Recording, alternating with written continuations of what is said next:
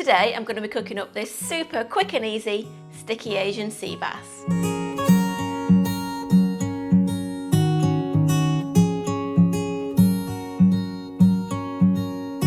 Welcome back to our kitchen, where we show you how to make delicious, family-friendly recipes.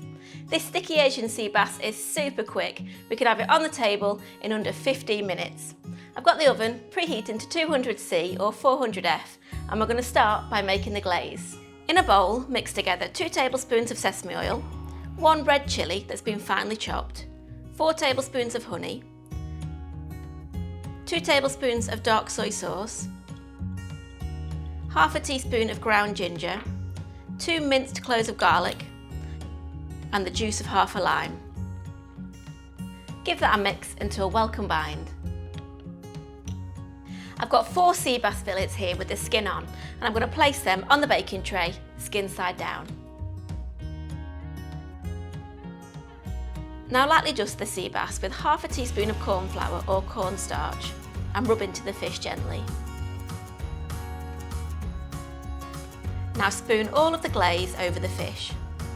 Don't worry if it runs off a little, it'll all get used. Then sprinkle half a tablespoon of light brown sugar onto each fish.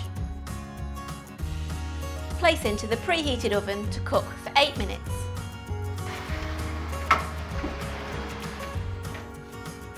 Halfway through cooking, you want to give the fish a quick baste.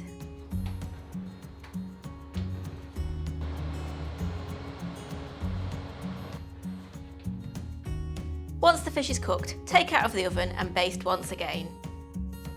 That sauce will start to thicken as it cools slightly. Top with some spring onions and fresh coriander. You can also add a few extra red chilli slices if you like.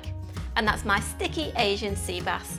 Top with a few slices of lime and serve with some stir-fried rice and veggies for a fantastic weeknight dinner.